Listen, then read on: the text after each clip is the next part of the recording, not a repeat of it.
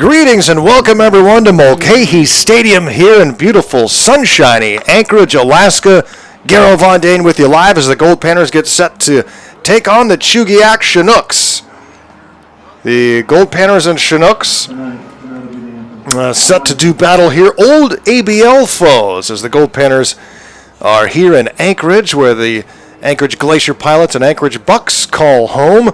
And the Panners and Chinooks first meeting in quite some time, although they have met many times over their previous history in the Alaska Baseball League. The Panners with a 72-win, 39-loss record against Chugiak / Athletes in Action.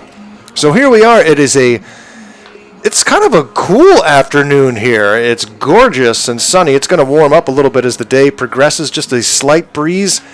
Mulcahey Stadium here in Anchorage. And the Goldpanners are going to set Cooper Bagby to the hill against Bo Brantingham for the Chinooks, who play in a suburb north of Anchorage called Chugiak / Eagle River. Many of you probably heard of Eagle River, a popular suburb outside of Anchorage. This is the Scout Showcase here, so I'm not going to have huge crowds here, certainly with two non-Anchorage teams playing. There are some people here to see the old rivals, the Goldpanners, and there will be more as this tournament progresses. The first game of the day here at the Scout Showcase, the Goldpanners, the home team, so they take the field first. And they're wearing their red tops with the Alaska script across the front and the snow-capped letters and the red caps with the star and 49. The Chinooks will be in the blue tops, also wearing red, white, and blue today are the Chinooks.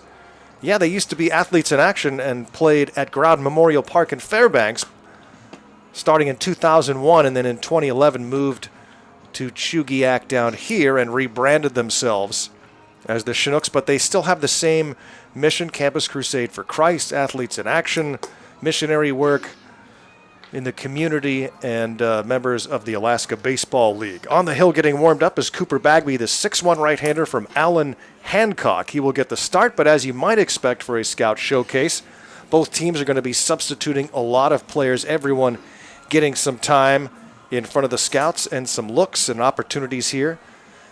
This is an artificial surface on the infield here. Looks like they've gone with an extra turf section on the mound that has had so many problems in recent years. I spoke about that on a previous broadcast. This mound just tearing up sometimes. The weather's a little wetter here in Anchorage traditionally. And so hopefully the turf at Groudon holds up better than this one here in Anchorage. This used to be grass here. I'm trying to think when they put this turf in. My guess is just going to be wrong, so I won't even bother. But I know that in 2004 it was still grass. I want to guess maybe 10 years this turf was put in, but again, who knows? I don't really know. I wasn't here for it.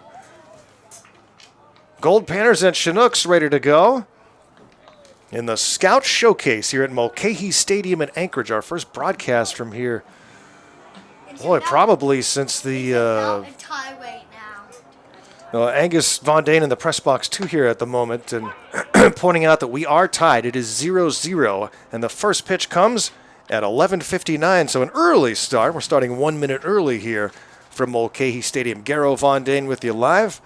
Angus Von Dane to my right, decked out in his Panner gear, as you know he is.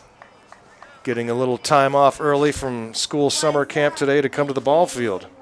Are you the guy I heard on the two games ago that announced the game 7-6? That was you. That was him. I got to tell you, I was listening to the game. I'm Matthew Leiterman's father. Oh, okay. And I was listening to the game, and I heard your son. He sounded so adorable. So adorable. Everybody heard you, Angus. Angus, that's it. Yeah. Take care. You too. Matthew Leiterman's dad coming in to say hello and pointing out that he heard you on the broadcast. Angus, everybody heard you. You're world famous already. My days are numbered. Ground ball to the right side, and it's a foul ball off the bat of Oliver Dagenhart. Dagenhart leading things off for the Chinooks, followed by Louis Zuleika and Jordan Jaffe. Jacob Hayes in the cleanup spot. Familiar name to longtime Panner fans. Cade Smith, the designated hitter, batting 5th. Tim Reynolds in the 6th spot. Jaden Hill batting 7th. Keaton Laidley 8th. And Brady Groves will bat 9th for the Chinooks. And again, they will send Bo Brantingham to the mound. Now the red team is about on the Ball and 2 strikes. Cooper Bagby on the hill for the Goldpanners, the 6'1" right-handed sophomore from Allen Hancock out of Santa Maria, California. That's the locale of Carlos Gonzalez, associate head coach.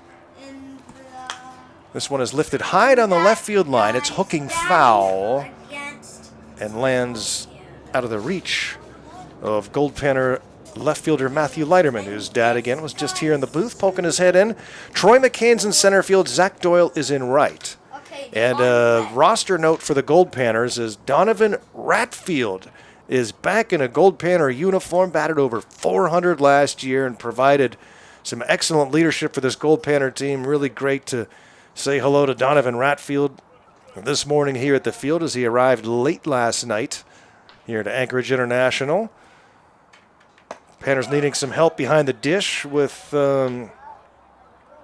some injury issues and a late arriving roster member, so good to have Donovan out of Gonzaga behind the dish. Alex Garcia at first, Isaiah Munoz the start at second, Griffin Harrison at short, Mikey Bell is at third.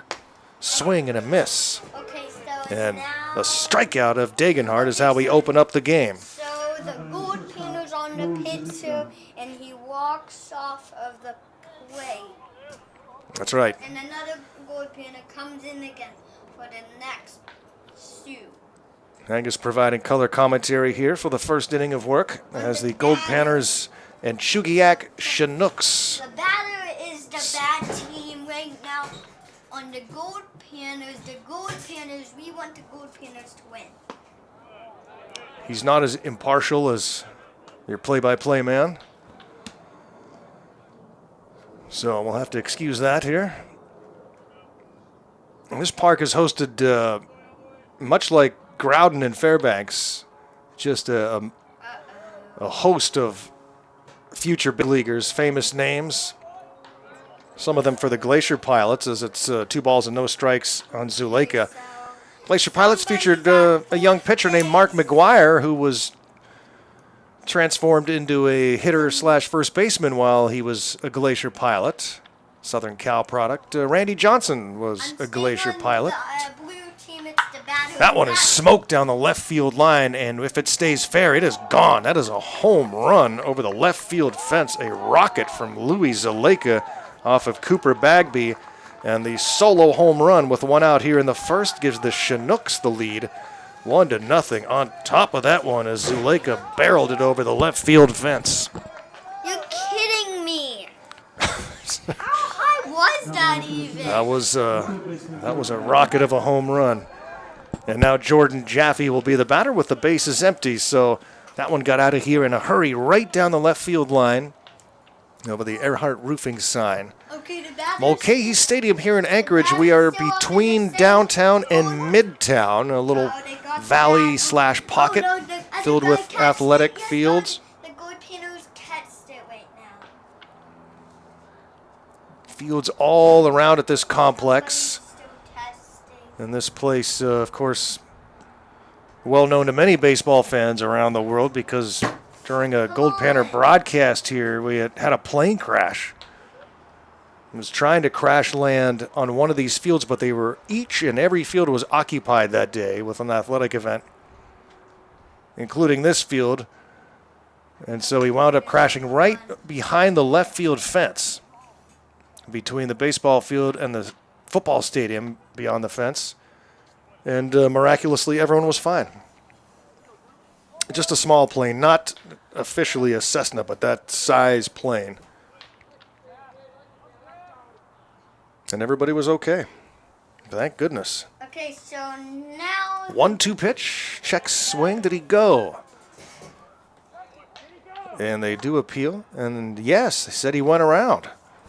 So strike 3, Jaffe, the second strikeout victim of the inning with a home run mixed into the middle. And it's 1-0 Chinooks here, top of the first. Reminder, these are 7-inning games. All the games here at the Scout Showcase will be 7 innings. Did meet some of the scouts before the game. And sparse crowd here otherwise, with a game involving no local teams. There is quite the rivalry between the Anchorage Bucks and Anchorage Glacier Pilots. A couple teams that don't like each other very much share this facility and this town. The Pilots were the first team to town. The Bucks came later. And the Chinooks came in 2001. That guy's stuck in the dugout. And the other teams in the ABL are the Peninsula Oilers from Kenai, the only road trip for the ABL, the only overnight road trip. And the Matsu Miners, who play in Palmer, which is about 45 minutes away from here. Goldpanners will take on those Matsu Miners tomorrow at 3 p.m. and then the Glacier Pilots on Sunday at 3. What's happening?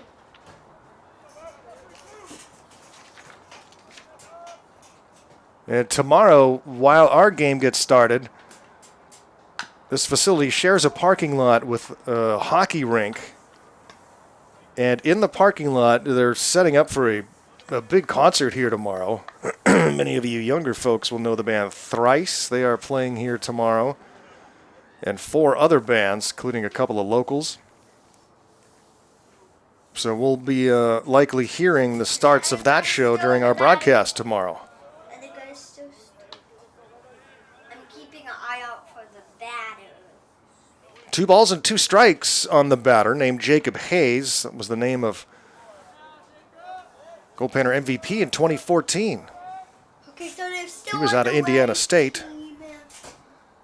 Oh, no, it's 2-2. It's all at time. 2-2 pitch is fouled off. It's a tie. It's a tie. Well, you're right. The count is tied. It's 2-2, but the Chugiak Chinooks have a 1-0 lead on the home run by Louis Zuleika. Solo shot. Missile down the left field line, just clearing the fence. And here's the 2-2 from Bagby. Glad to have you with us on PannerVision. Our first time from the road, Chris Carlson doing mighty work to get us on the air today. It's always tricky when we're on the road. Internet issues, power, locked doors, all those sorts of things. And Chris scrambling and getting this game on just in time for us. So What is special shout out to Mr. Carlson. Unfortunately, Happy Boy did not make the trip. Just wasn't enough room in the vehicle. He's got a really big head. It's coming, but I don't know if Chris is coming or not. 3 ball, 2 strike count, and it's upstairs for ball 4. So first inning continues with the walk to Hayes. 2 out base on balls brings up the designated hitter, Cade Smith. That was a walk, Angus, 4 balls, so he goes to first base. So the Chinooks are still batting, leading 1-0 here in the first. Come on, Goldpanners. You can do it. Do you want a banana? No. Don't say anything in there.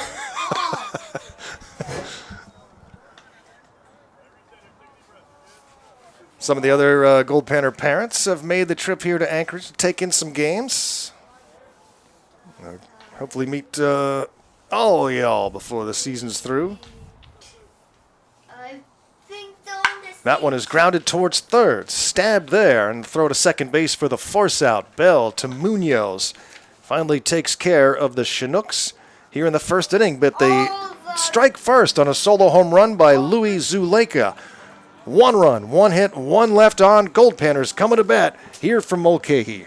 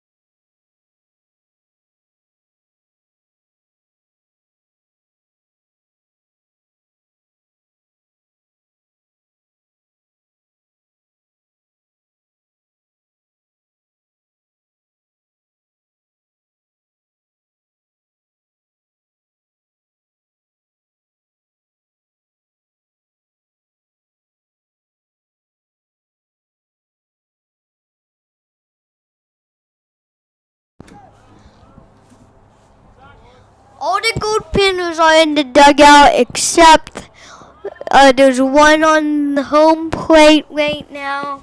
Thank you.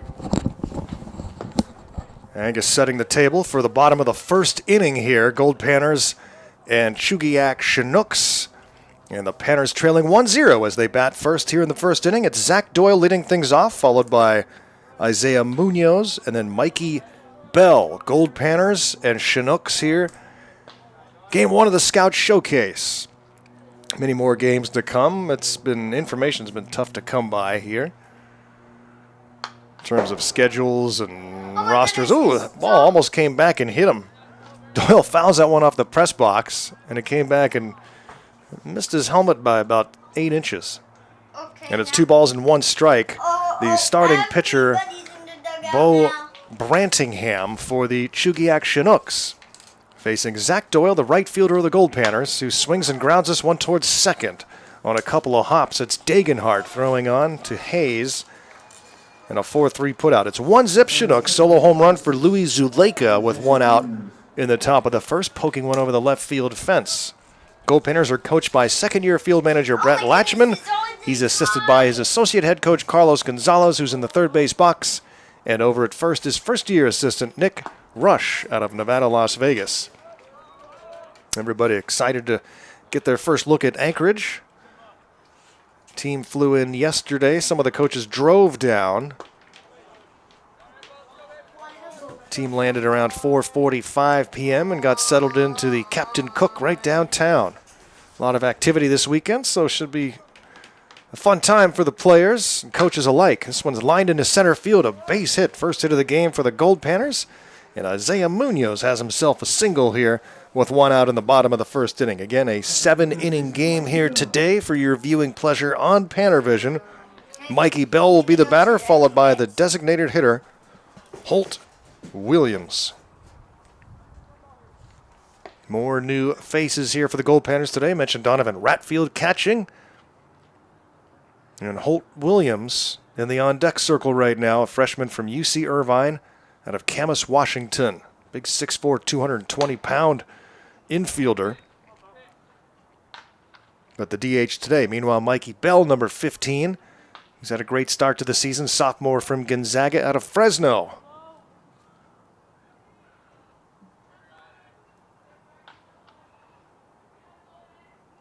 One-ball pitch. Takes a strike. Garrow Von Dane with you live here in Fairbanks. Goldpanners baseball on PannerVision.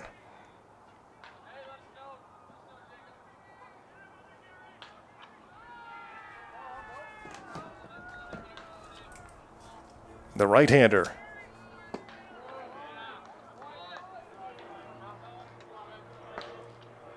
Mikey Bell trying to advance the runner.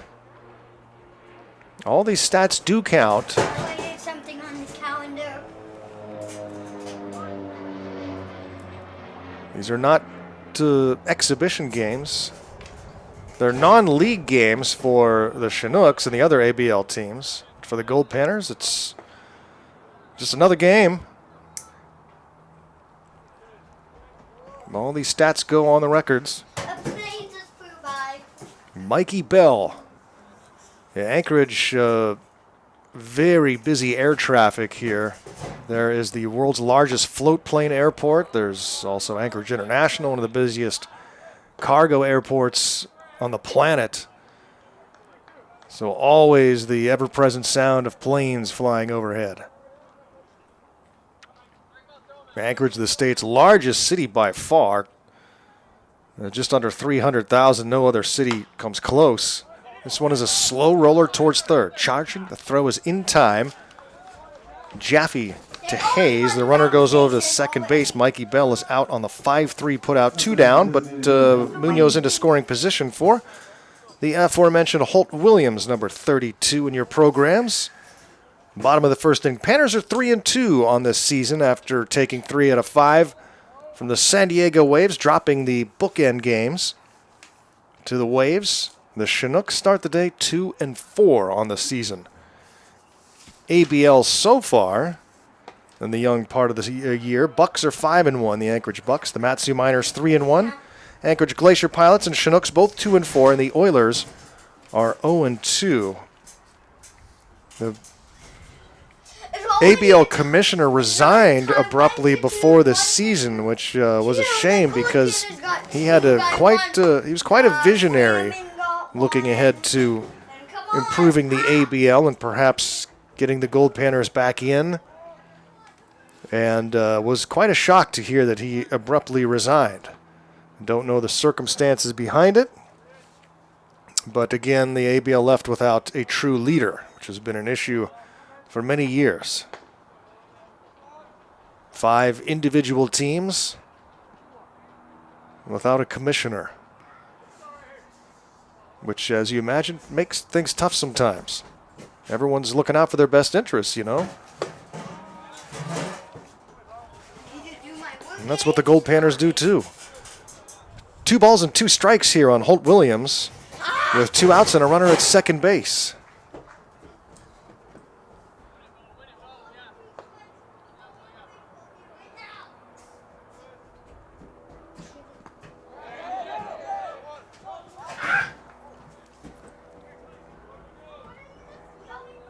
Runner safe at third.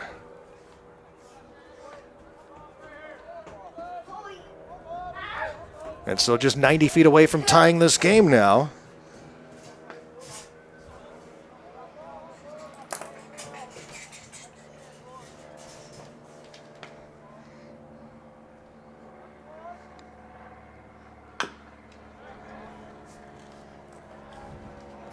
Okay. 3 balls and 2 strikes, 2 outs and a runner at third. Holt Williams trying to bring Munoz in and tie this game up. Foul tipped into the glove, but unable to squeeze it into the mitt was Reynolds for the Chinooks. So hanging in there is Holt Williams right now, fighting to stay alive and maybe bring this Goldpanner run in. A cool but sunny, gorgeous afternoon here in Anchorage. Williams the batter, Leiterman on deck.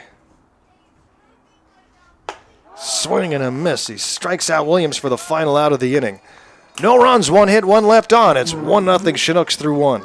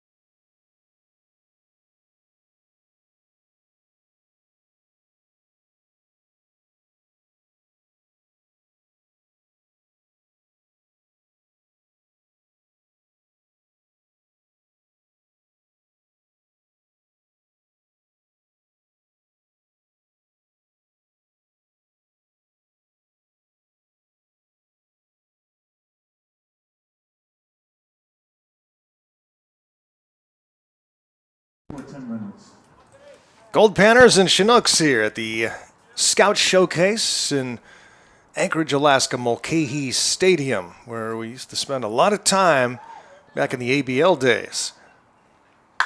Bagby's first pitch of the second inning is over the leaping shortstop's glove. Harrison, tall but not tall enough to reach that one, and a leadoff single for the Chinooks' Tim Reynolds. Brings to the plate the center fielder, Jaden Hill. And the leadoff man aboard for the Chinooks. They have a 1-0 lead here. Started the second inning. 7-inning ball game. 57 degrees here in Anchorage under sunny skies. Second inning work for the starting pitcher, Bagby. 6'1" right-hander from Allen Hancock. Our earliest start of the summer here at noon. Next two games, 3 p.m. tomorrow and Sunday. Before we head back to Fairbanks, a couple of off days, travel day. Take on the Men's League All-Stars, and then the Seattle Studs come to town for the Midnight Sun Series. Jaden Hill, the runner at first base, left-handed hitter for Chugiak. Chinooks have a cool little ballpark up in the Eagle River Hills. Beautiful backdrop with the mountains. It's about a half hour or so north of Anchorage.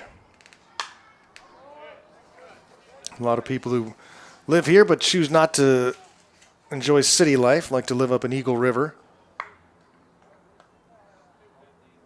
Still plenty to do there. Matter of fact, Poison's Brett Michaels playing a show in Eagle River tonight, if you're into that sort of thing. At Matanuska Brewing, they've got a big stage up there.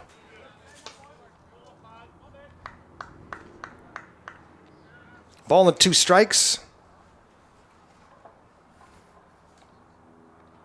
to Jaden Hill. Chinook center fielder, runner at first base, nobody out. And the 1-2 pitch from Bagby. Checked his swing, and ball's in the turf, so the runner will take off for second and get there without a throw.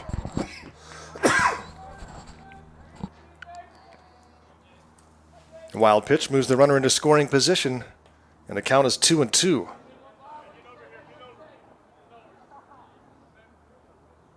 Chinooks are led by head coach Tim Cole. His pitching coach is Kyle Peets.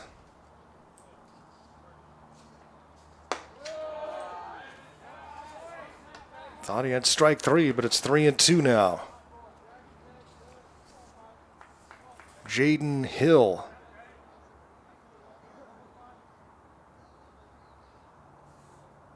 Junior from Arkansas State University out of Frisco, Texas. That time he's called out on strikes. He thought about it and knew it. Good pitch from Bagby to freeze him. Third strikeout for Cooper, and brings up Keaton Laidley. Left fielder for the Chinooks.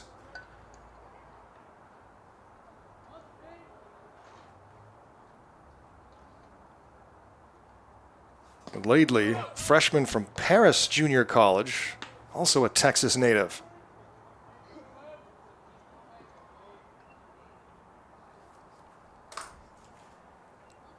Panners and Chinooks. Yeah, they used to share Groudon. And each time the Panners would leave town, the Chinooks would be in town. There was games every night at Groudon. Pretty cool for Fairbanks baseball fans back in those days, 2001 through 2011.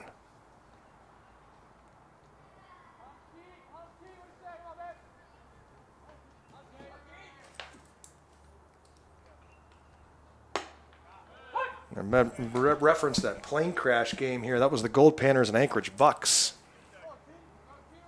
A couple future big leaguers were in that game, including longtime left-handed starter Jeff Francis and a really long-time major leaguer, and that pitch is in the turf. Runner was taking off on the play, so that's a stolen bag for Reynolds. Kurt Suzuki was also in that game. Kurt has had a remarkable major league career.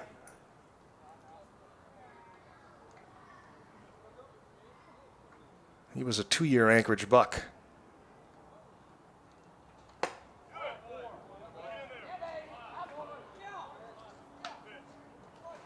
Ball 4.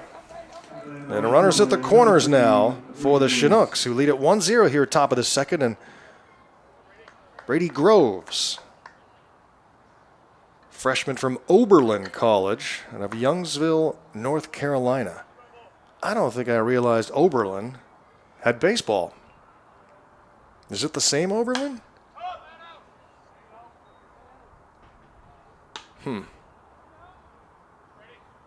Is there two Oberlins?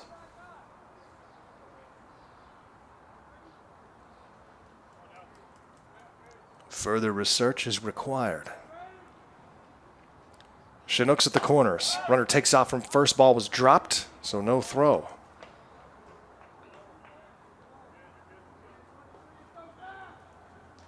A couple of stolen bases here in the inning. And Brady Groves will try to bring in some more Chinook runs.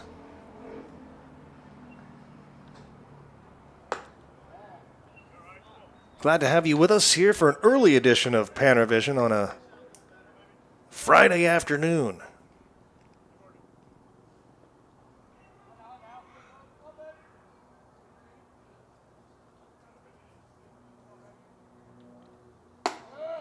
Upstairs, 3-1. Was talking to the man running the ticket booth here today. He used to play high school games up at Groudon in the 60s.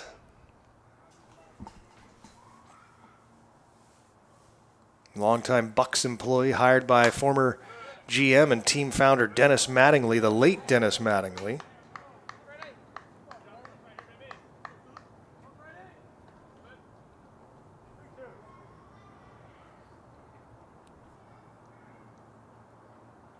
Three balls and two strikes on Groves. Swung on, hit to center field, drifting back. And getting underneath it to make the catch is McCain. Runner will tag from third and score. And it's 2-0. Chinooks on the sacrifice fly RBI from Brady Graves. The second baseman, Oliver Degenhardt. Second out of the inning brings up Oliver Degenhardt at the top of the order. Chinook's second baseman who struck out swinging in his first plate appearance.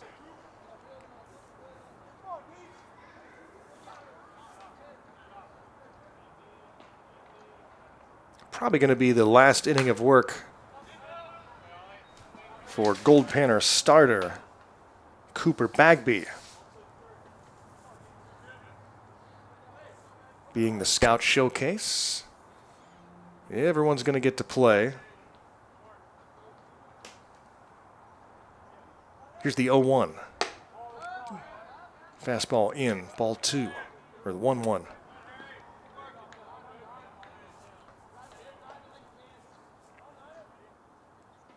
Goldpanners Baseball. You can follow us on the social media sites, Facebook and Instagram. Goldpanner Twitter not active right now, so you can follow me at Voice of G-Man. Posted the game link before today.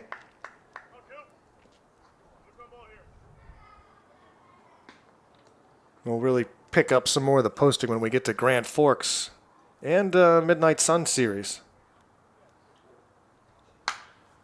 Popped up foul territory, and this one will get out of play.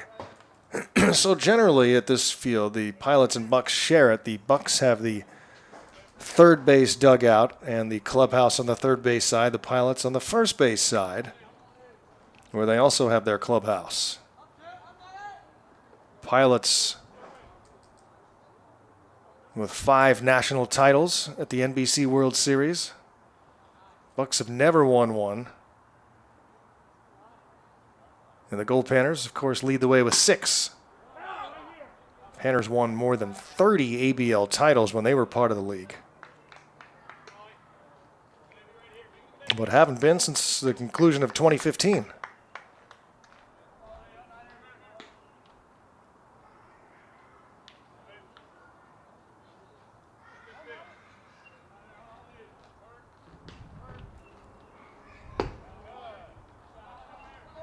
Three balls and 2 strikes. So Bagby, a couple of long innings here. Pitch count climbing, but he's not expected to go much beyond this second inning, if at all.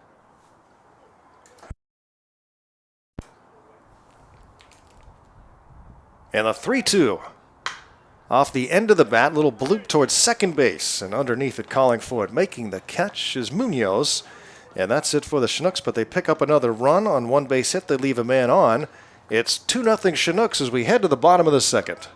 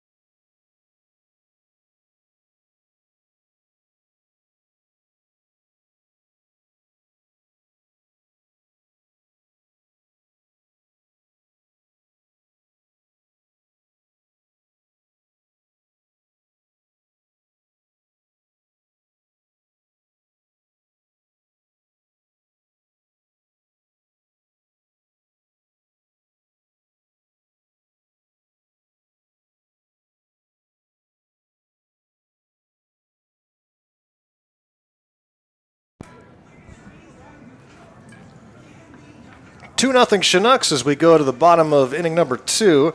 Panners will start with Matthew Leiterman, Donovan Ratfield, and Griffin Harrison here in the second inning. Garrell Von Dane live at Mulcahey Stadium in Anchorage, Alaska. Turf infield, grass outfield, turf foul territory.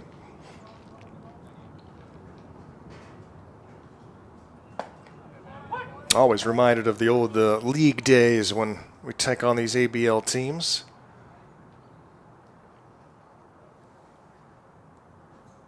It was a lot of travel. Grounded left side. The shortstop throwing across the body. And does the stretch work at first base? No. Just couldn't quite get the play. And safe at first base is Leiterman. And that is being charged an error to the shortstop Zuleika. Tough play. And Leiterman safe at first base brings up Donovan Ratfield.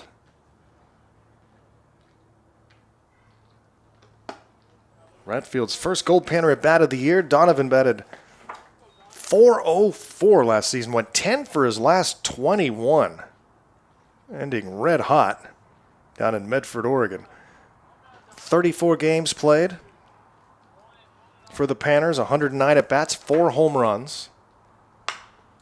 Grounds this one right side, sliding to his left and throwing on to first base is Dagenhart. Takes care of Ratfield on the 4-3 put out over to second base. Goes Leiterman, works like a sac bunt. And now the Panners with a runner in scoring position here again in the second inning. Griffin Harrison has a chance to put the Goldpanners on the board.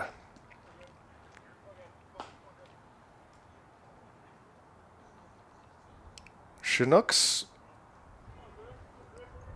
have not won much in the ABL. I think they won one ABL title.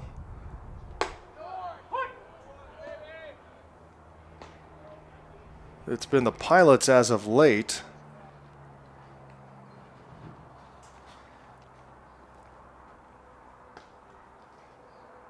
Oilers have struggled mainly because just financially it's a tough situation.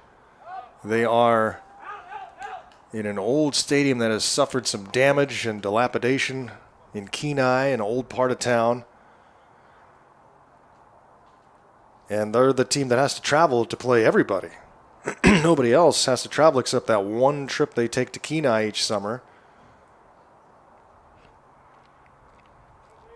And that's the way it was when Fairbanks was in the league. Everything was at least a 6-hour trip from Fairbanks. So we were back and forth on the road for 3, back home. 2 games here, back home. I mean, it was fun, too. but it was also a lot.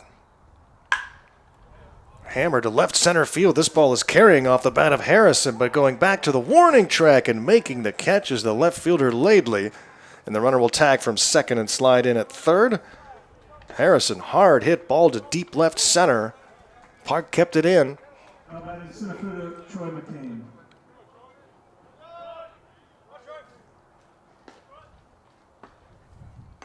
And now McCain try to get the Panners on the board. Goldpanners center fielder.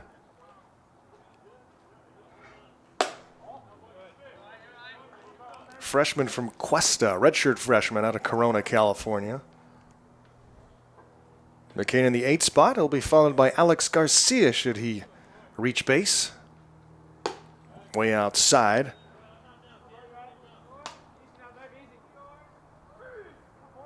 From the right-hander, Brantingham. Freshman from the United States Air Force Academy out of St. Louis, Missouri. I was talking to, speaking of Air Force, to Coach Latchman's son, Ryan Latchman, who's a pitcher on this team.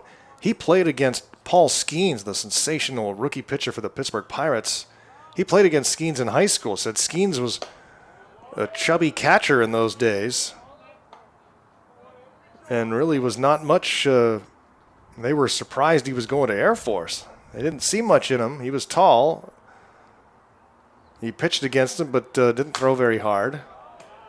Just nothing notable. And now look at him. He's one of the most electric pitchers in all of Major League Baseball. He's 23 years old.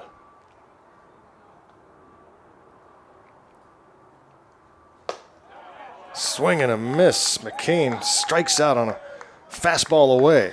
Panners strand a base runner on no base hits and an error. It's 2-0 Chinooks through 2.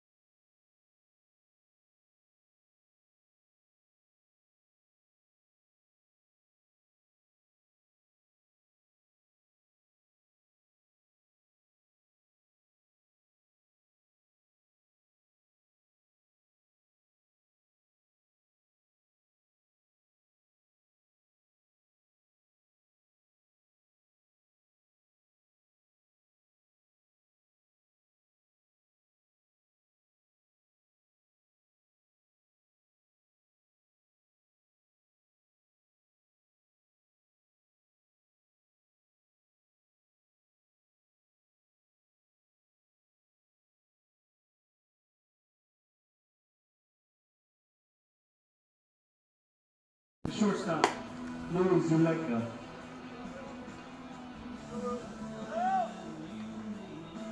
Top of the 3rd inning here from Mulcahey Stadium here in sunny Anchorage, Alaska, the state's largest city here on the Cook Inlet, a coastal city. About 280,000 people spread out in this along the coastline here.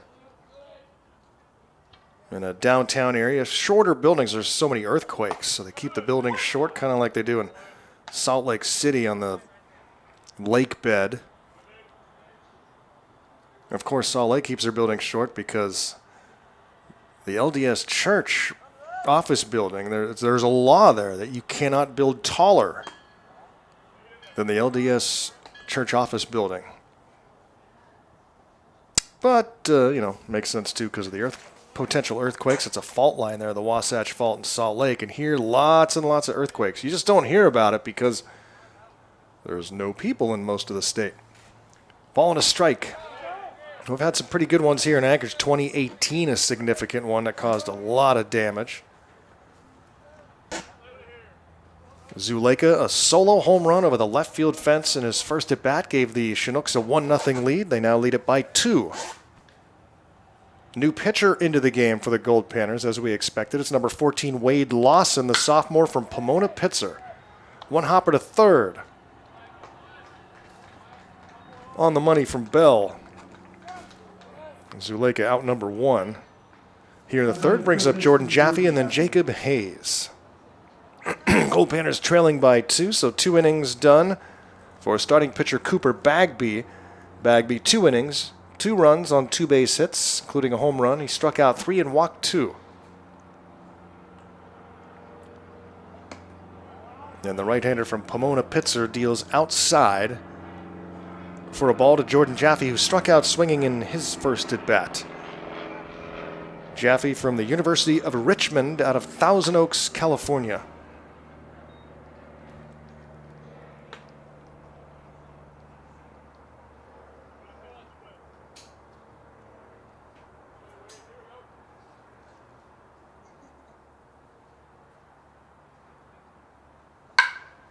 This one is crushed into right center field. And running, making the catch in front of the warning track is Goldpanners center fielder McCain. Boy, it didn't look like he was going to be able to catch up to that one, but credit McCain. Good jump and the speed to catch up to that one off the bat of Jaffe. Brings up Jacob Hayes with 2 outs, and the base is empty.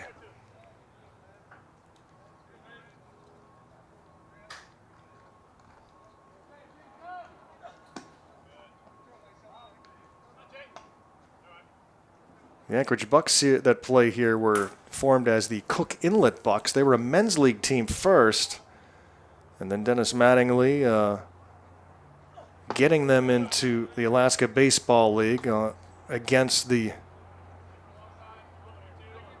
fight from the Glacier Pilots, who didn't want another team here in Anchorage. And then rivalry continues now.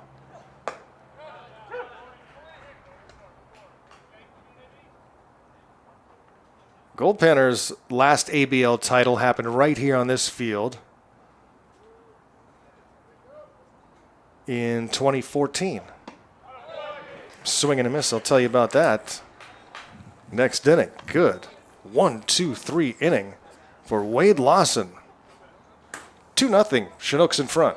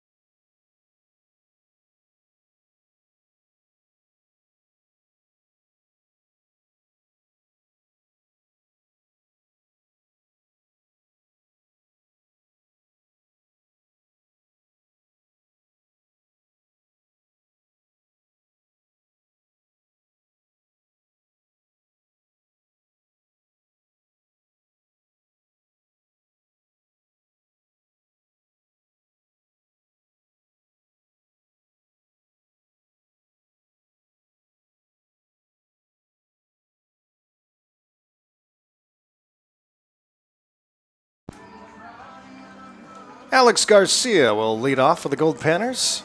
Let's go to the bottom of the third. Panners trying to get on the board, trailing 2-0 in this 7-inning game at the Scout Showcase at Anchorage's Mulcahey Stadium. Goldpanners and Chugiak Chinooks out of the ABL. In 2014, the Goldpanners, they had, the ABL was split into 2 3-team divisions, and the champions of each side would meet for a best-of-3 ABL championship series. The Goldpanners were already committed to going to the NBC World Series in Wichita. And back then, the rule was that the team with the best record hosted the ABL championship. Well, as the season was concluding, the regular season, the minors said, "We can't afford to go to Fairbanks. Will you play us at our home field?"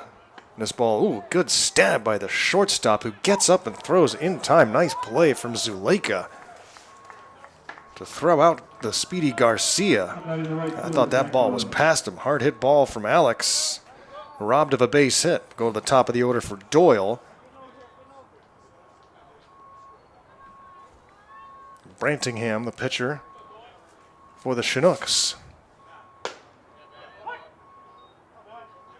Number 44. He's allowed just 1 base hit so far and no runs. So the Panners said, well, no, we're not going to play you at your field.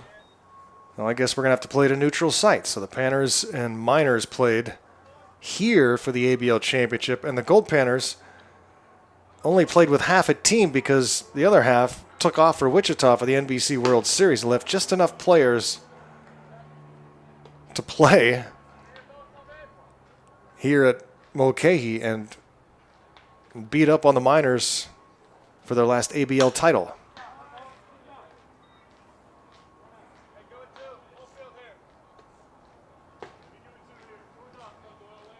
And just another step towards the Goldpanners' exit from the ABL.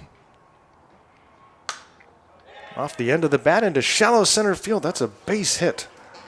Zach Doyle has his first hit of the game. And the Goldpanners have a 1-out base runner here in the third, trailing 2-0. Brings up Isaiah Munoz, who singled in his first at bat. It was great to catch up with former Goldpanner head coach Mark Lindsay yesterday.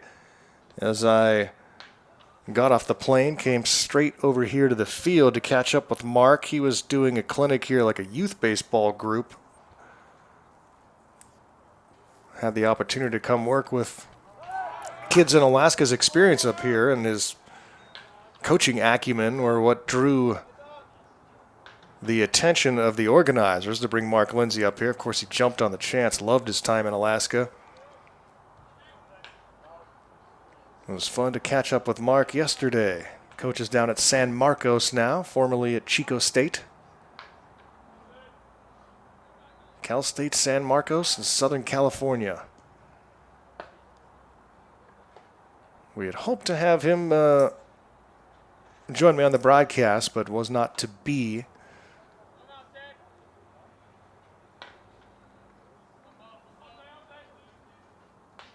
Some other things have taken precedent.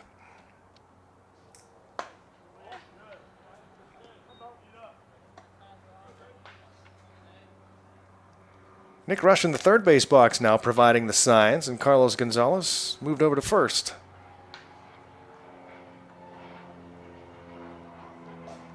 Panners with a runner at first and 1 out. And there goes the runner, and it's fouled back to the fence.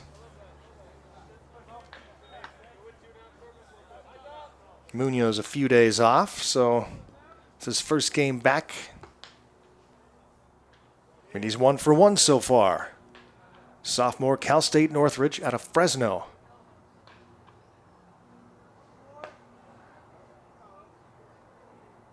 This game started at 11:59. Swing and a miss. 2 down. Brantingham against the Panners here in the third. We will likely have morning games in Grand Forks, depending on how the schedule plays out there.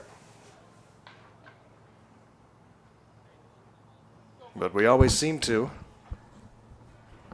There's a round robin and then a reseeding. Man, that tournament's great. Can't wait to get down to BC. Fouled off the bat of Mikey Bell.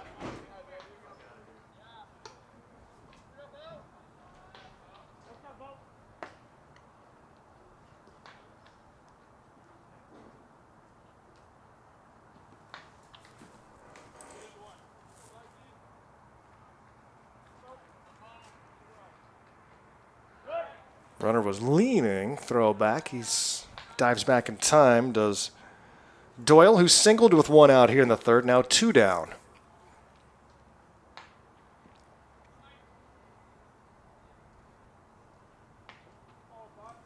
The on-deck hitter is Holt Williams. Brantingham's pitch. They're calling foul ball. You heard that one hit pretty hard, and then Bell tried to sell it as hitting his hand, and now he just smiles.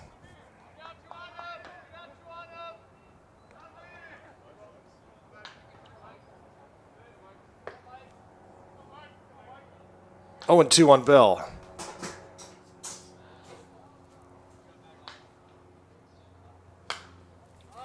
Pop back into the seats to stay alive here at Mulcahey.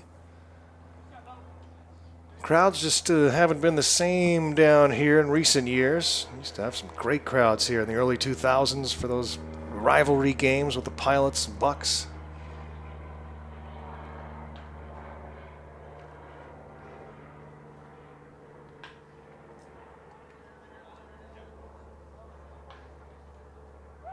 Runner takes off, and it's a chopper towards the mound. Brantingham bare hands and throws the first in time to take care of Bell and the Goldpanners. Good work for Brantingham. Keeps the Goldpanners scoreless through 3. It's 2-0 Chinooks.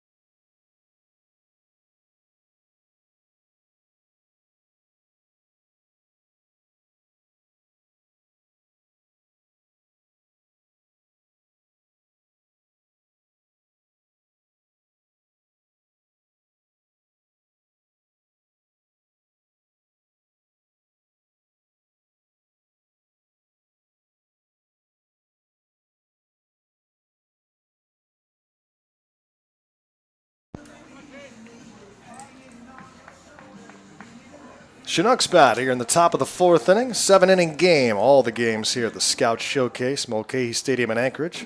Cade Smith, the DH, will lead off, followed by Tim Reynolds and Jaden Hill. 5, 6, and 7 spots. Pardon me, in the Chinooks batting order.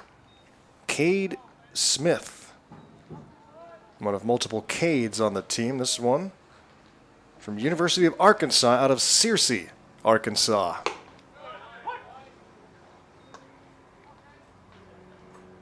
Ball and a strike. Smith grounded out to third in his first plate appearance.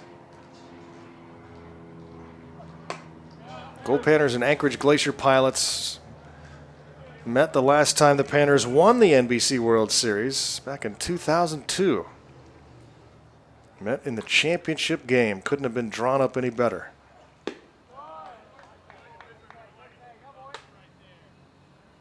Both teams had 5 national titles, and the Panners took the dramatic victory. Unforgettable day from Lawrence Dumont Stadium in Wichita, Kansas.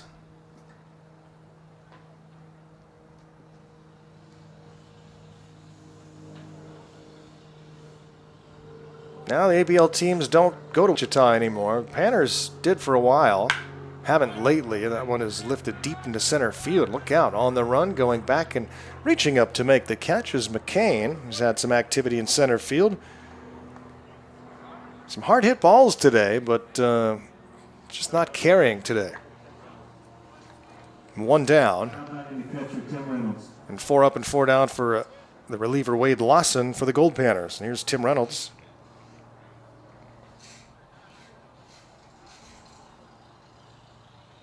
With 1 out, the base is empty.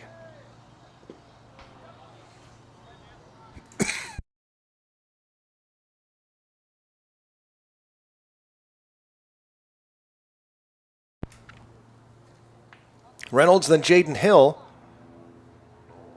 That one's thrown to the backstop as Lawson checks his fingers.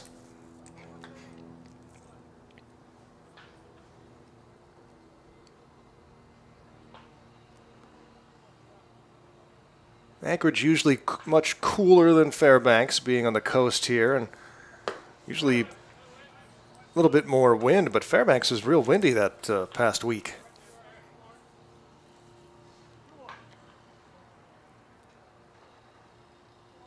Mentioned Mark McGuire earlier, former Glacier pilot, the famous game that he won with a walk-off home run over the light tower here at Mulcahey many years ago. Yeah, he was a pitcher up here, and the Pilots coach watched him in BP and called USC and said, hey, do you mind if we let this kid swing the bat a little bit? Looks like he's got some natural ability. Turns out they were right.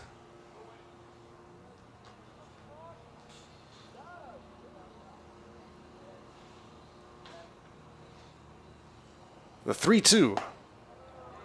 Just misses inside, so ball 4. Second time Reynolds has been on base today. He singled and scored in the second inning. A 1-out solo home run for Zuleika in the first made it 1-0 Chinooks.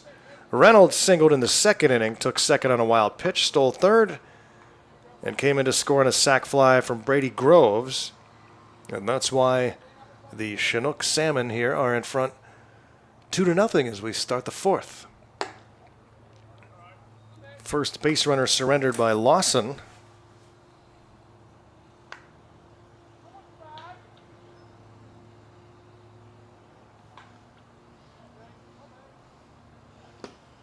Swing and a miss.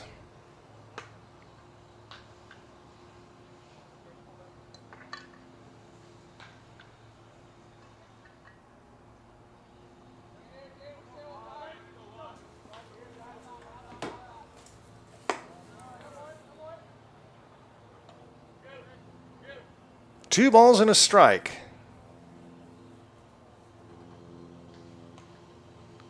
Runner at first. And the pitch from Lawson, the right-hander. Grounded to second. Could be 2. Munoz to second for 1. No play at first, so they'll settle for the 4-6 put out. Hill reaches on the fielder's choice. 2 down for Keaton Laidley. Panners trying to get the offense going. Just a couple of hits today. Same for the Chinooks, but the Chinooks have made them count.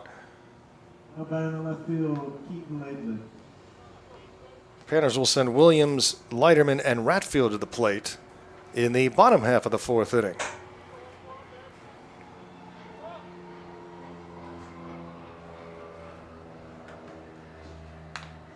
Foul back to the wall. Glad you can join us for an early edition of PannerVision.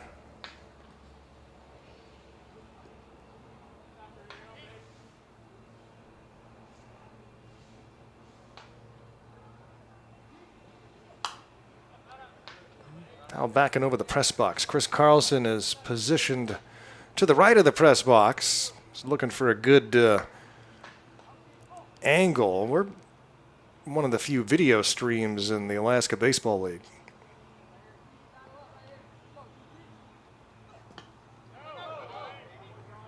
So not really set up here for it.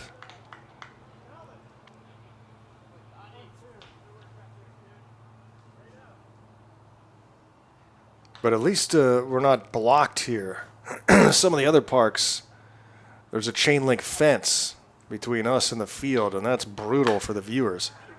Ground ball to short, and the force out at second base goes 6-4, and that's it for the Chinooks. Another solid inning for Wade Lawson. 2 scoreless for Wade, but the Chinooks lead at 2-zip through half a game.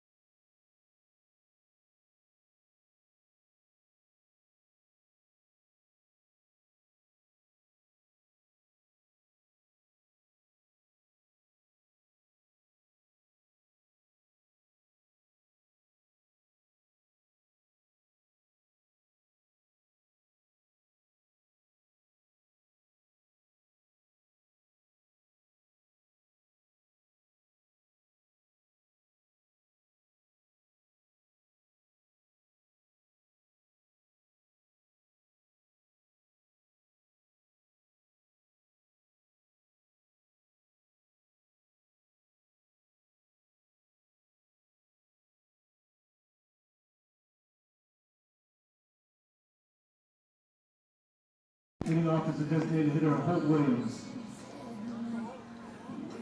On public address, you hear the voice of Sean Maltby, general manager of the Anchorage Bucks for many years now. Garo Von Dane here in the press box of Mulcahey Stadium here in Anchorage, Alaska.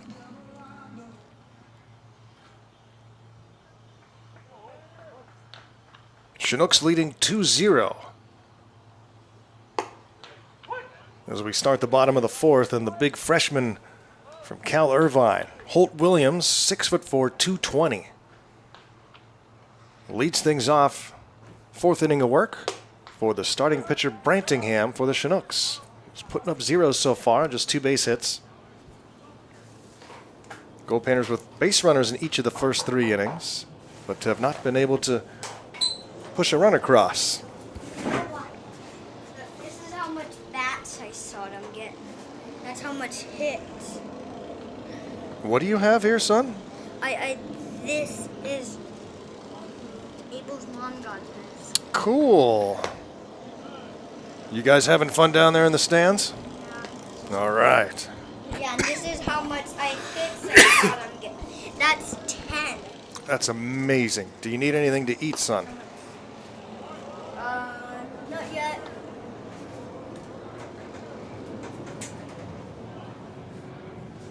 Three balls and 2 strikes to Williams. Swing and a miss. Brantingham, another strikeout.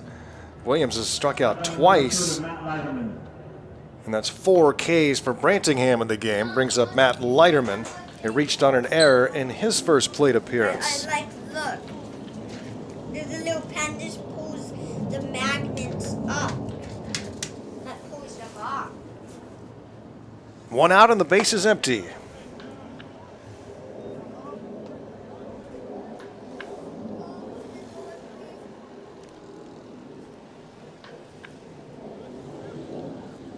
Angus checking in with his report from the stands, keeping us up to speed.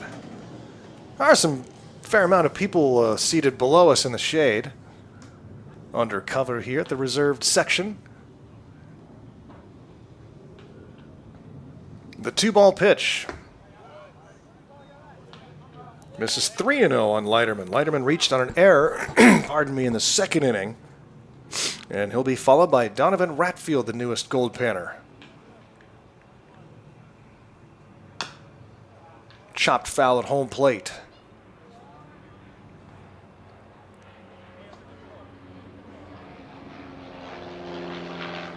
One of the things I don't miss from the Alaska Baseball League days is, so many memories come flooding back when we go to these old parks.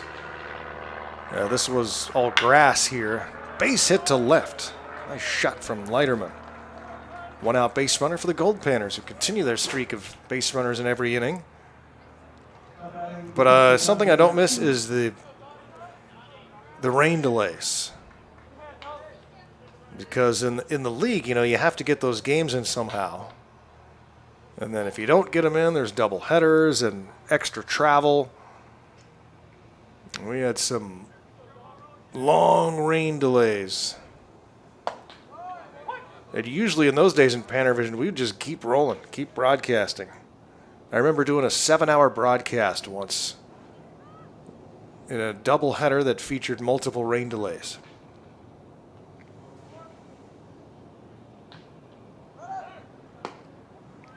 Thankfully, most of those broadcasts are no longer visible.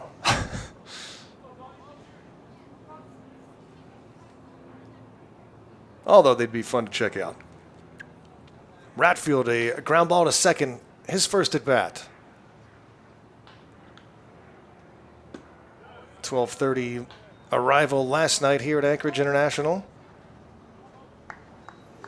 Airport was packed when we got here yesterday. Summer tourist season here is something else. Tour buses everywhere, tourists all over the place, and hotel prices are through the stratosphere.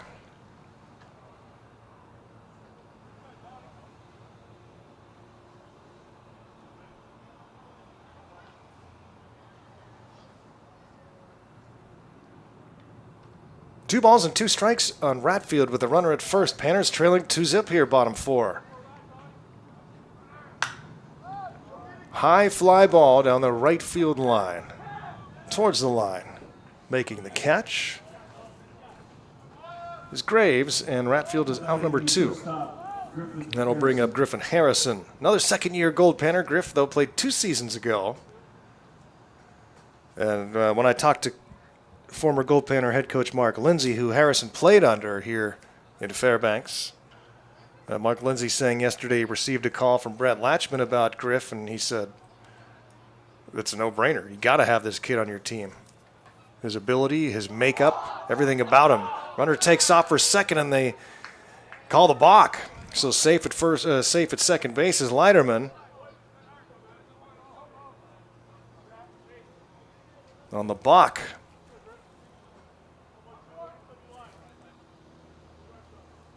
Into scoring position with 2 down. Harrison can drive him in with a base hit. But yeah, Mark Lindsay saying you absolutely put Harrison on this team. Gamer.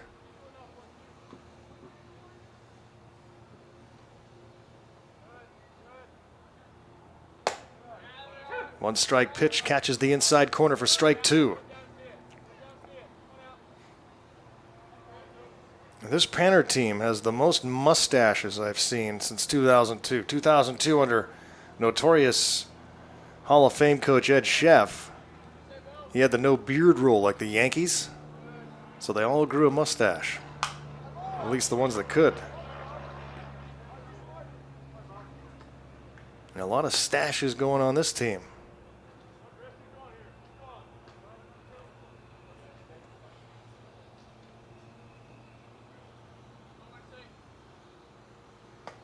Another 0-2 pitch coming to Harrison. Towards center field. Coming in and making a sliding catch is Hill. Panners strand another base runner. We've played 4 complete for Mulcahey. It's still 2-0 Chinooks.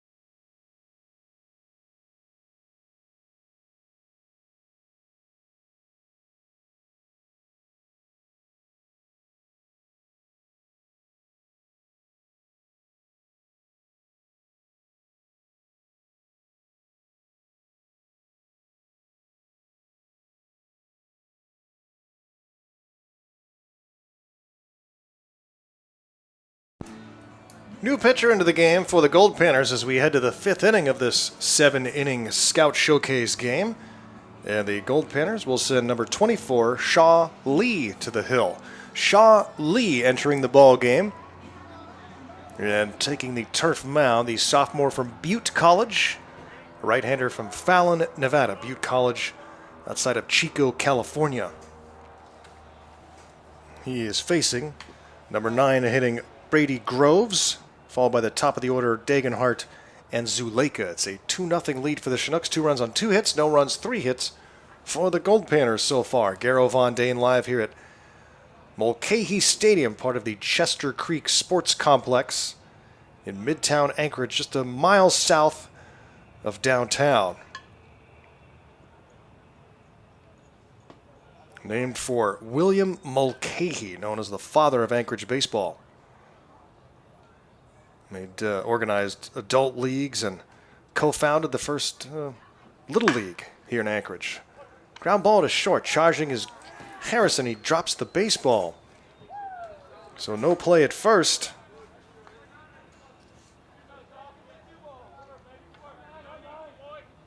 By the second baseman, Oliver Dagenhart. And Graves safe at first base. Error charged with the shortstop Harrison. Opens the door for the Chinooks here in the 5th inning for Dagenhart. Dagenhart 0 for 2 so far, now facing the new pitcher, Shaw Lee. 2 scoreless for Lawson as the ball gets away from Ratfield, and the runner takes off late and he's thrown out. Got him easy.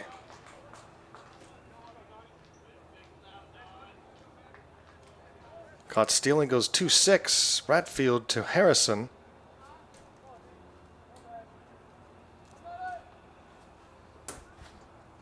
And that wipes the bases clear. Ground ball to short. Another chance for Harrison this time. He delivers. 6-3 put out. And just like that, 2 down for Louis Zuleika. The first ballpark here was just cut out of the woods.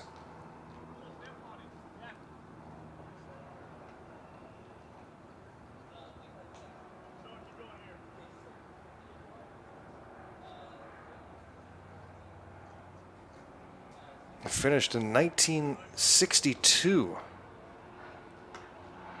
but didn't host any games until 63. They had to seed the ground.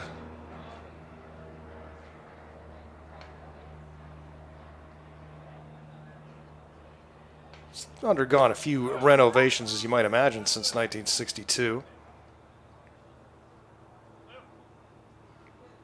And apparently holds a capacity of 5,000 people, but I do not see how that's possible here.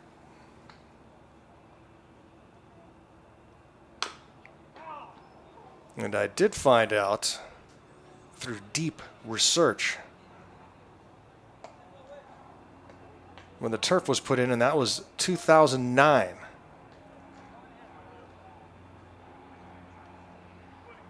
And this newer scoreboard went in 2007.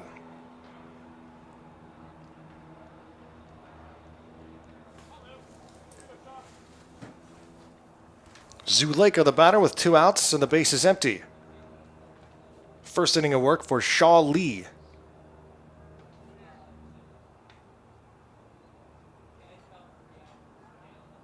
Another member of this Goldpanner mustache mafia. He gets him looking. Good work for Shaw Lee here in the 5th. Go to the bottom of the 5th. Panners looking for runs, trailing 2-0.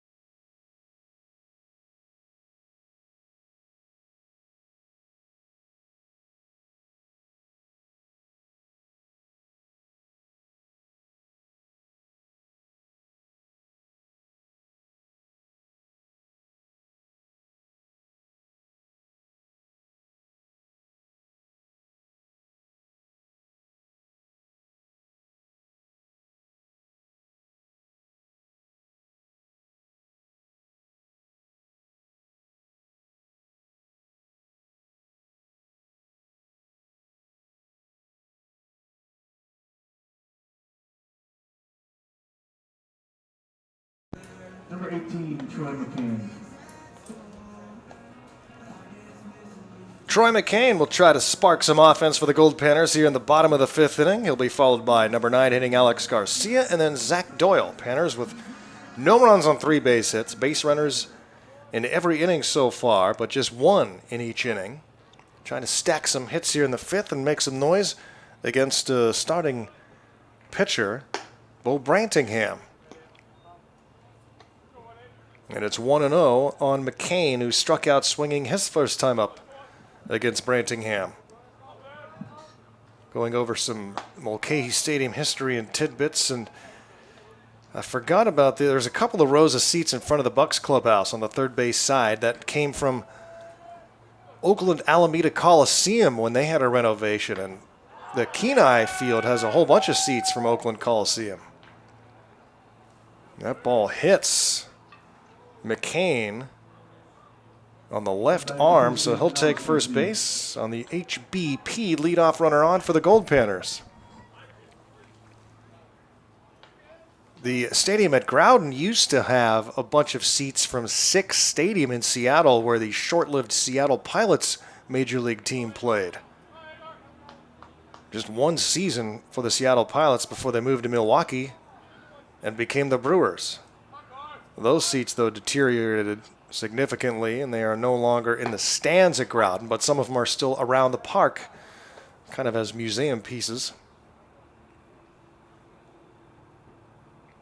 The dimensions here are 325 down the left field line and the right field line. Straightaway center, 398. Runner takes off, late swing, and it's fouled back by Garcia. Oh, and wait a minute.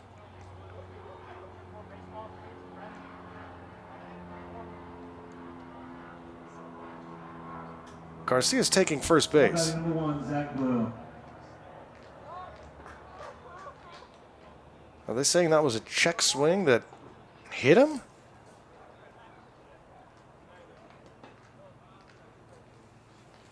Two aboard for the Goldpanners, and nobody out, so very much in business here. The best opportunity the Panners have had yet in this game to get some runs across. The door is open, and Zach Doyle at the top of the order stands in, shows bunt, pulls back, throw to second base, and the ball actually hits the runner.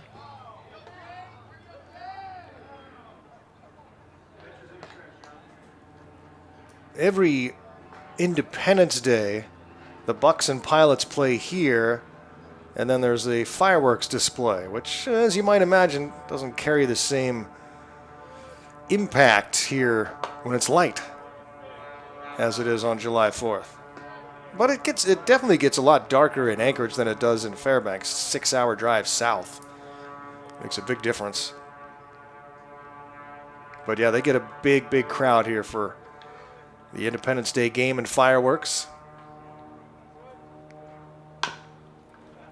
Chopped left side. The Bucks and Pilots, another reason they just don't like each other is they're so familiar with one another. They have their league schedule, and then they also play a Mayor's Cup, which is like a Battle of Anchorage, and the Independence Day game. So they're just, you know how it is. Familiarity breeds contempt.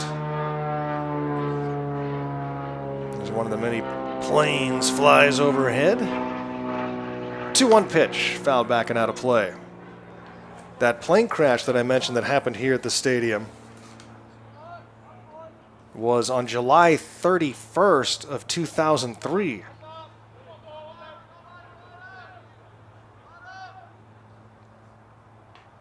They made the crash landing here, and they didn't even have to. Pilot didn't realize he had a second tank of gas.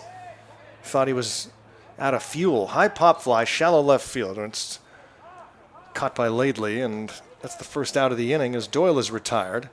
Runners stay put at first and second. Here's Munoz.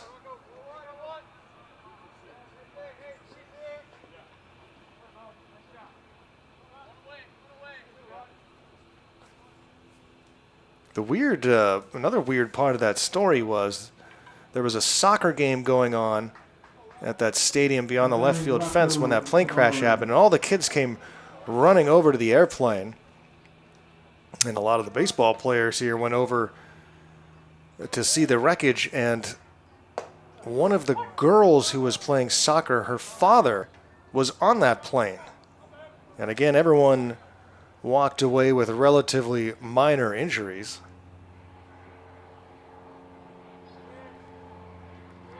Munoz trying to get the Goldpanners on the board. No, Munoz is not batting. Panners are using Rocco Caballero to bat in his spot. So Rocco Caballero.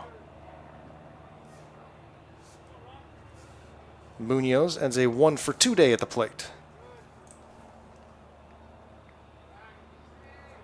Caballero from San Jose State, a 5'10 sophomore out of Downey, California. Look at the shoes.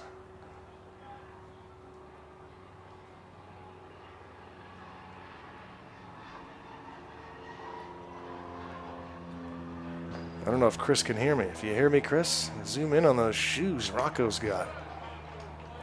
Down and away. Ball and 2 strikes.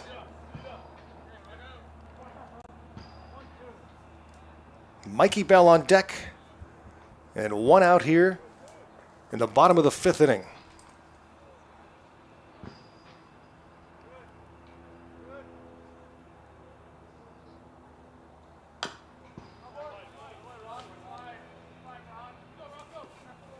The bullpens used to be on the field of play here, but they moved them off and out of foul territory.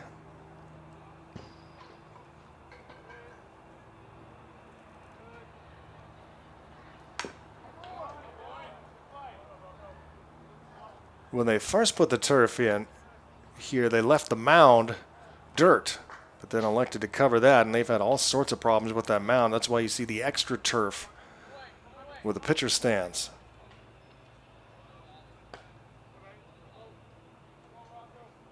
The 1-2. Into left center field. That'll drop for a base hit. Coming around third is McCain. He will score, and the Goldpanners are on the board. An RBI single for Rocco Caballero coming off the bench. 2-1 ball game. And still very much in business here with the runners at first and second and 1 out. And here comes a visit to the mound for the Chinooks. And let's see if they will make a change. Chugiak started Bo Brantingham, and he has pitched a good game here all the way into the 5th.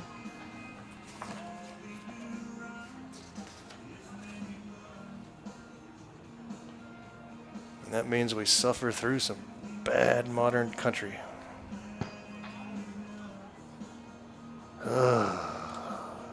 Why? Now the conference will be broken up, so maybe just buying some time here. Coaching staff for the Chinooks.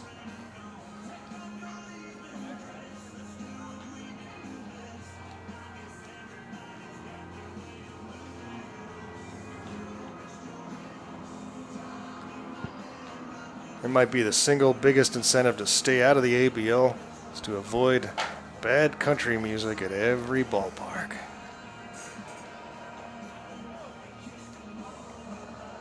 So, Brantingham will continue for the Chinooks, but the bullpen will start to get loose.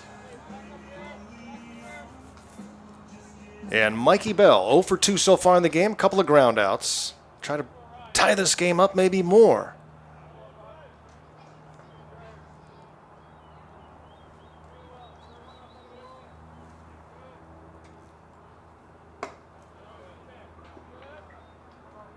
We've got Aaron Eastman asking, when's the last time the Panners played here? I think the last game that the Panners played here was in 2015 as members of the ABL.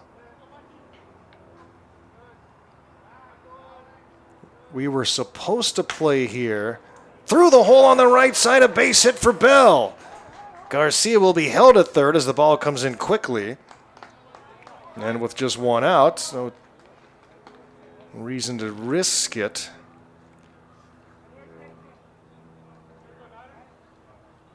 But now the Panners have them loaded.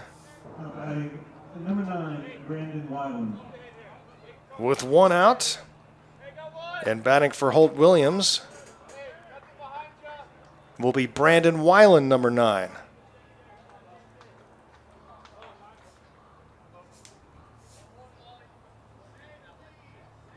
Williams ends an 0 for 2 outing. Strike called on Weiland.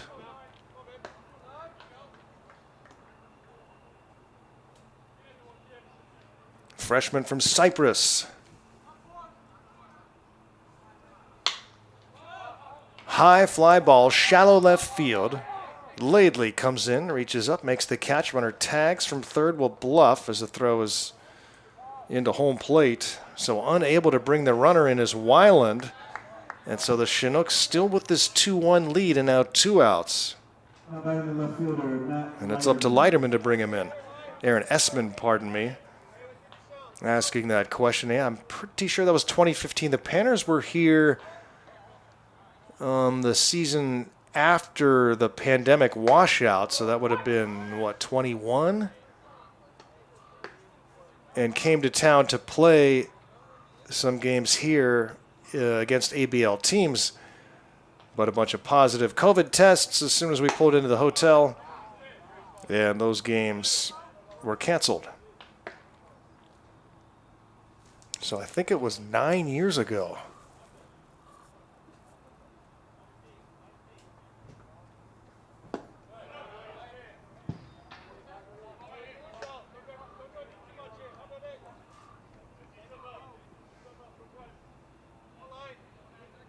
Because after that ABL championship in 2014, the Panners were still in the ABL in 2015 before departing.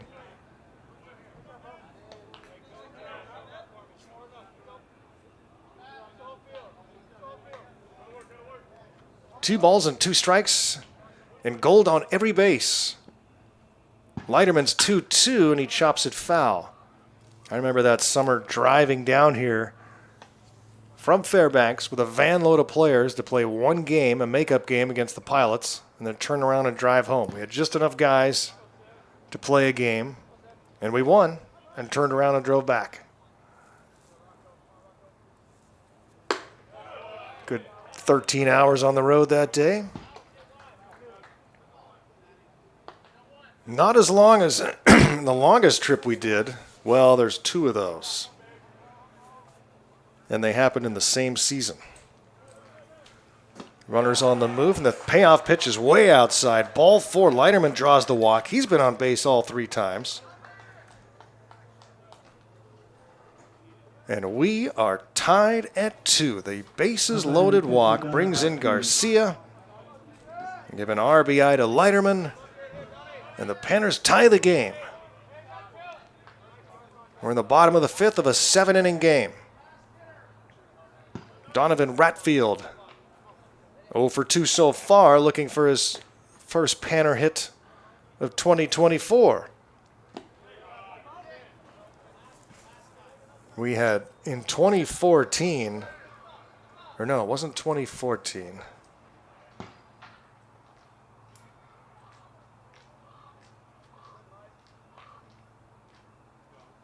Or was it? I'm trying to remember now. It was... There were 2 really long trips from Kenai. One of them was supposed to be real short, just to Anchorage. It's a 3.5-hour trip.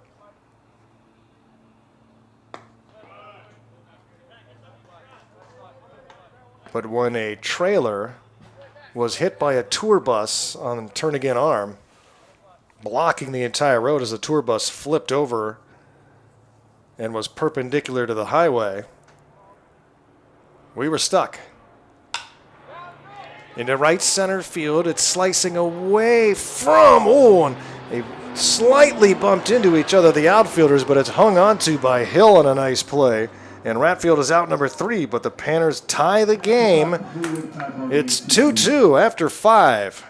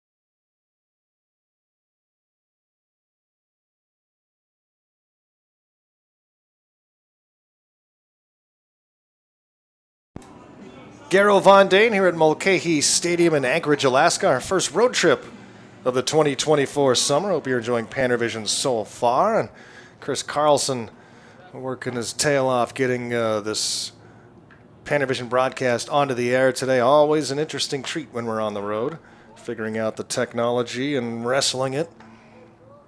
Chris, all credit to him today.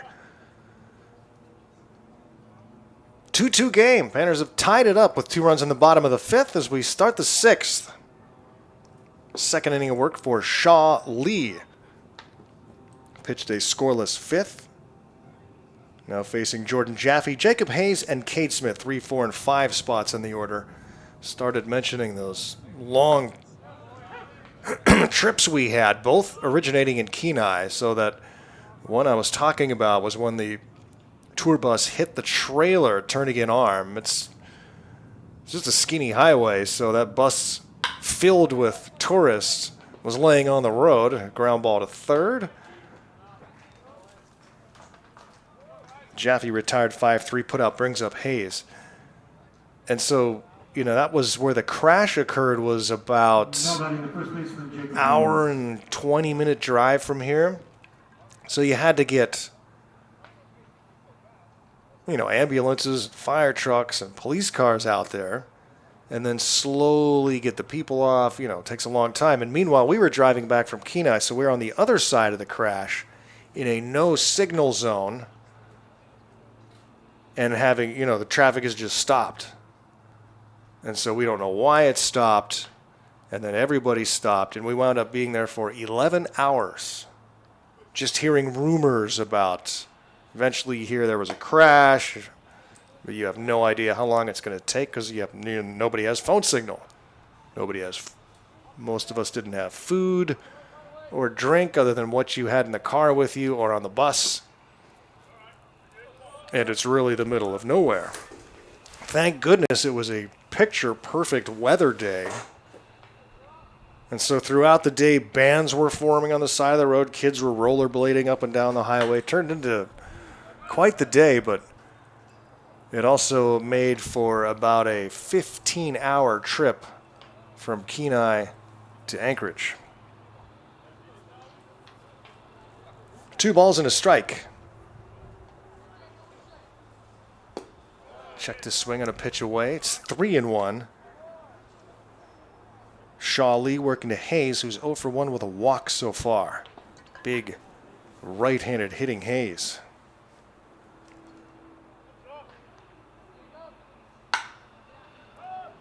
Hits this one far and high to left field.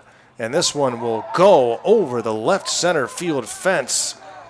A long rainbow home run for Jacob Hayes. The second home run for the Chinooks today.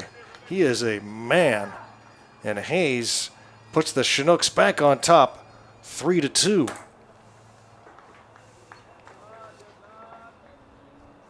Nothing cheap about that one. The Chinooks are fired up.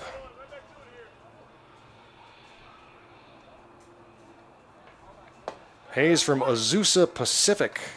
He's just a freshman out of Anacortes, Washington.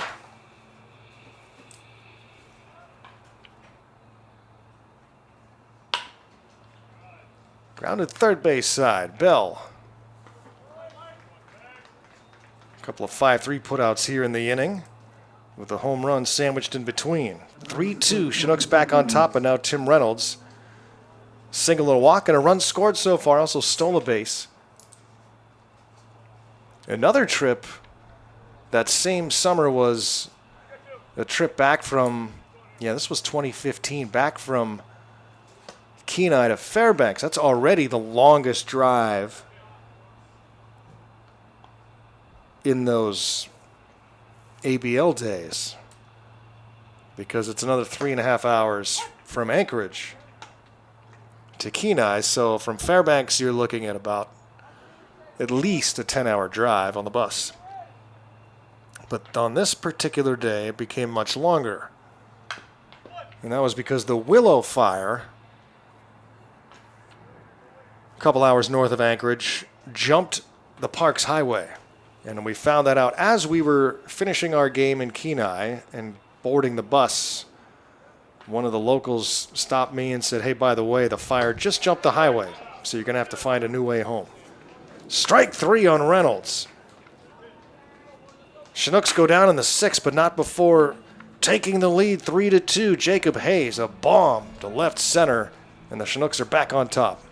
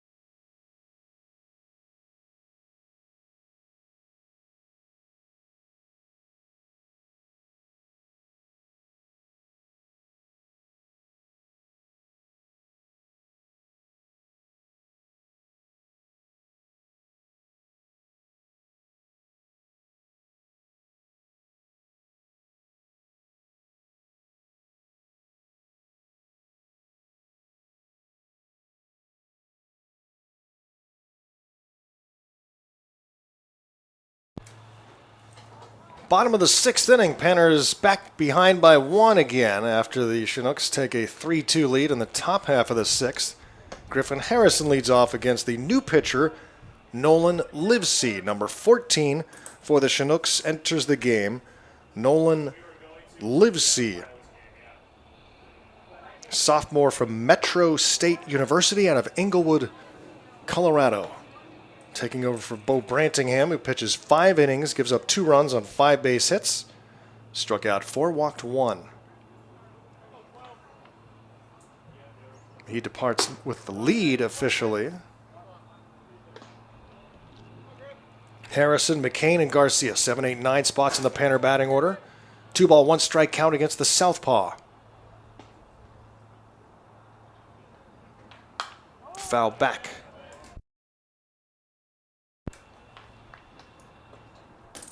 So back to my story last inning, there is a different road to take to get to Fairbanks outside of the Parks Highway, but you have to take a much longer road. Little bloop into shallow left, and it'll be tracked down by the shortstop Zuleika. Harrison out, number 1. The Chinooks have pretty much kept their lineup intact here since the start of the game, other than the pitching change moments ago. And now the Panners will send up another pinch hitter, and it's Hayden Iverson. Iverson will bat for McCain.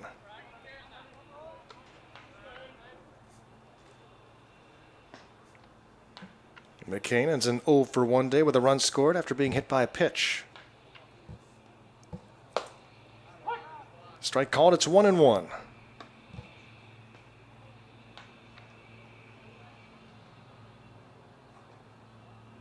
That trip from Kenai to Fairbanks took, I think, 13 and a half hours, if I remember.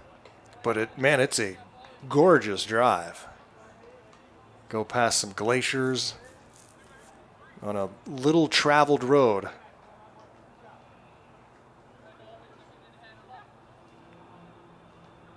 I remember one of the Goldpanner parents that summer figured out our travel. It was 5,200 miles that the Panners traveled just within the state of Alaska that summer.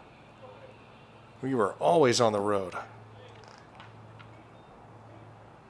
2015.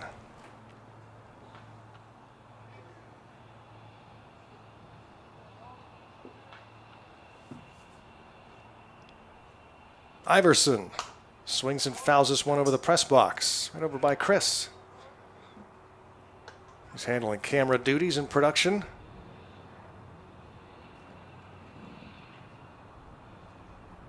Iverson, a redshirt junior from UC Colorado Springs, facing the new left-hander Nolan Livesey. Pop back and out of play. We're in the bottom of the 6th inning of a 7-inning game, 1:47 p.m. local time.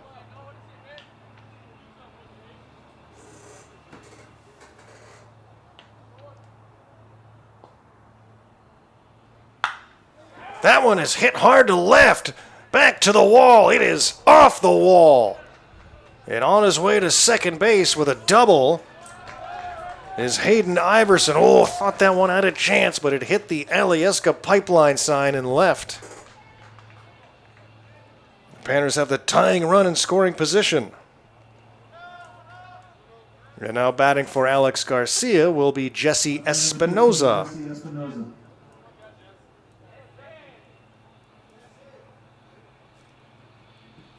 Espinoza getting his first plate appearance of the afternoon.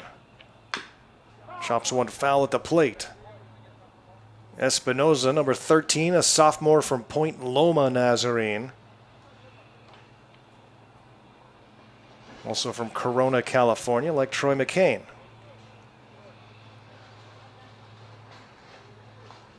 Panners were trying to play down in Kenai to open up the season this year, but teams just couldn't work it out.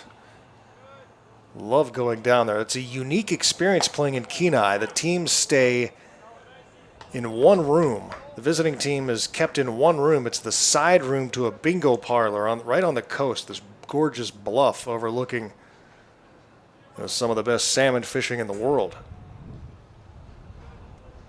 But the team stays in one room in bunk beds. And the Panners used to love opening the season there because you get all these new guys together from around the country. You put them in one room for a few days, and they leave Kenai a tight unit.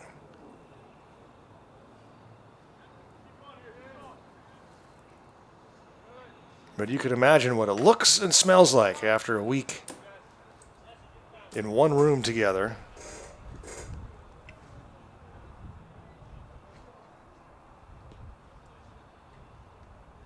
There used to be no partitions. Now there are at least partitions that don't go all the way to the ceiling, so you're all still together.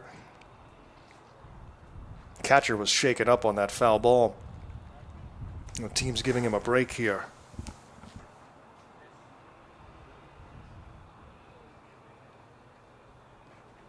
Fun to go down to Kenai always. And we used to finish the season there too when the salmon run began. And you could walk down from the bluff and watch roughly 15,000 people dip netting, pulling out salmon one after the other.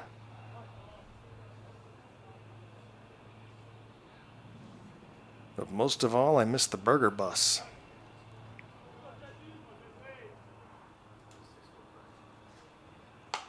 It's a great burger bus sitting in Old Kenai. You could walk there from what's known as the Bingo Hilton, where the Panners would stay.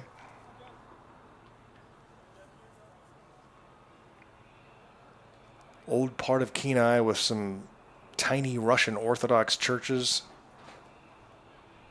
that are still around from the old Russian days.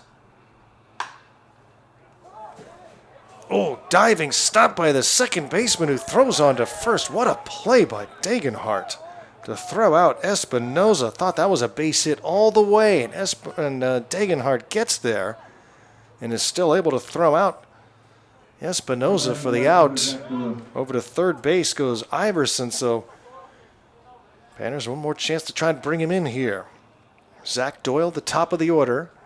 Panners down one, bottom of the sixth. Check the swing, it's a strike. 1 for 3 nights so far for Doyle. Anchorage Glacier pilots have arrived. They'll be playing after us.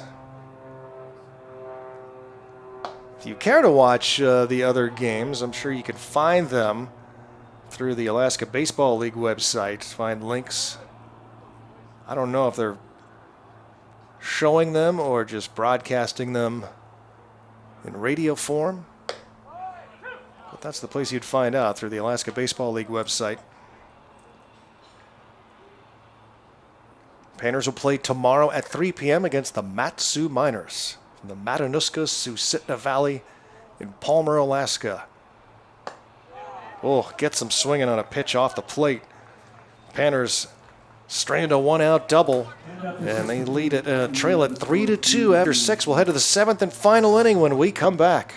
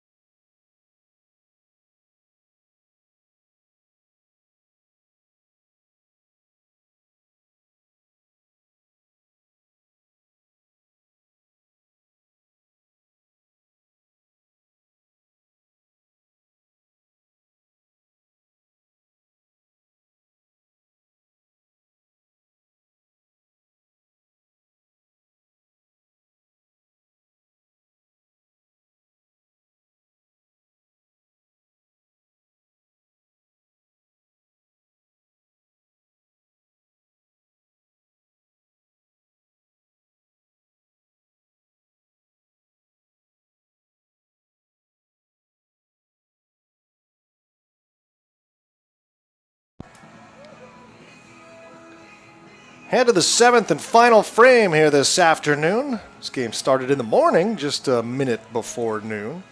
And the Chinooks take a 3-2 lead into the 7th. All 7-inning games here at the Scout Showcase. And the Panners send a new pitcher to the mound. It's number 8, Noah Smith. Noah Smith takes the ball for the Goldpanners, and the first pitch is grounded to second. To his right is, and making the throw to first is Caballero. Nice play from Rocco. And takes care of Jaden Hill.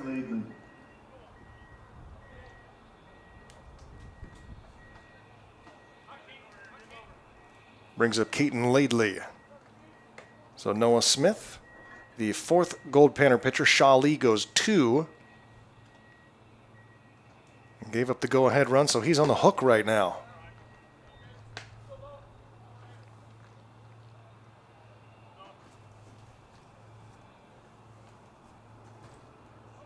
Give up just that one hit, a solo home run. Smack to Caballero, who fields it a few inches off the turf. Nice snag by Rocco. A couple of putouts for the new Gold Panner second baseman.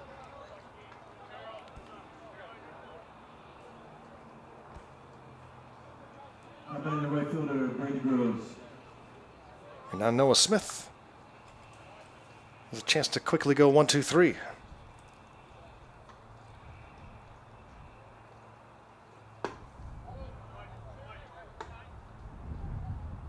Brady Graves. 0 for 1 with an RBI. Picked up a sac fly in the second inning. Chops it to the right side. Stabbed there at first. And that's it for the Chinooks in the top of the 7th. A very quick 1, 2, 3, 7th, though the last chance for the Panners when we come back. They trail up by 1. Headed to the bottom of the 7th. It will be Caballero, Bell, and Weiland due up.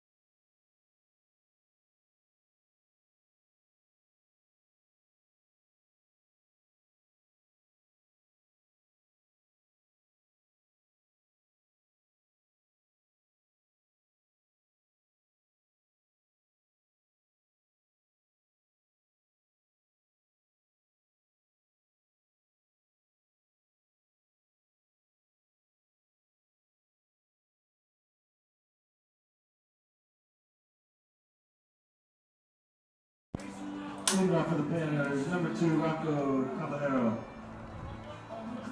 This is it for the Gold Panners as we go to the bottom of the 7th and final inning. A new pitcher for the Chinooks, their third of the game. It's number 24, Aiden Collins. Aiden Collins comes in for Chugiak to try and shut down the Panners here and give the Chinooks the win. He's a freshman from Quincy University out of Evansville, Indiana.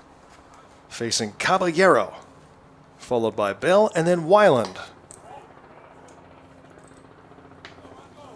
And it's ball 1 to Caballero. Panners trailing by just 1. Have had base runners in every inning so far. Chopper third base side on a couple of hops. Jaffe throws him out. Panners are doubling up the Chinooks in hits, 6-3, but the Chinooks have 2 solo home runs.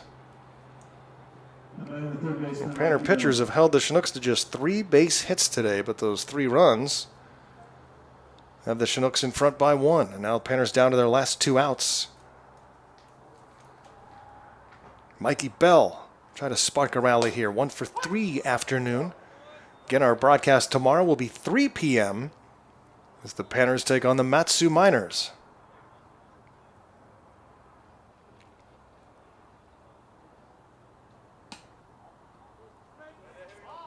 Couple of big home runs from Luis Zuleika for the Chinooks in the first inning and a monster shot from Jacob Hayes in the 6th. sac fly in the second inning for Graves. That's how the Chinooks got their runs. Panners got both runs in the 5th inning. RBI single for Caballero. Bases loaded walk. Issued to Leiterman. Panners have had more chances, but had trouble getting the big base hit today. Or just stacking hits for that matter. The only inning in which they had more than one hit was that 5th inning where they scored the 2 runs. Here's the 3-1. Chopper, first base side, fielded, spinning and throwing out. The runner is the new pitcher, Aiden Collins. Quickly 2 down. Panners down to their last out. And here comes Weiland out of Cypress College with his second plate appearance. Number 9, Brandon Weiland.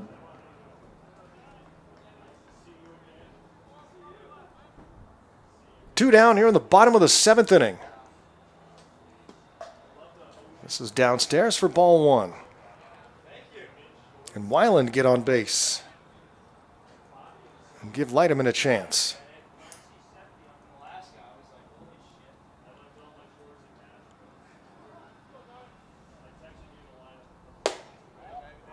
Up and away, ball 2.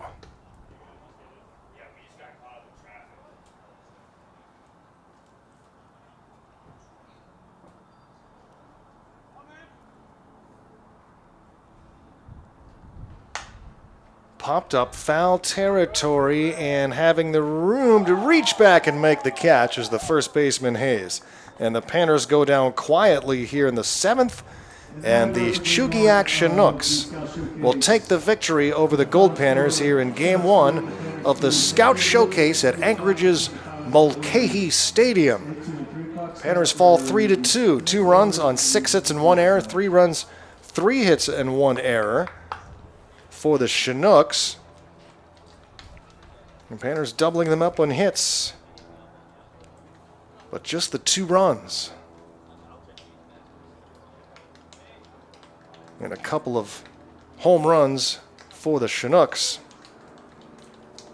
Second one being the difference and giving the Chinooks the victory as they take it in 7 innings here against the Goldpanners. And the Panners will take on the Matsu Miners tomorrow. Join us for PannerVision action with a 3 p.m. first pitch. If there's any time difference, we'll let you know. Follow me on Twitter at VoiceOfGman.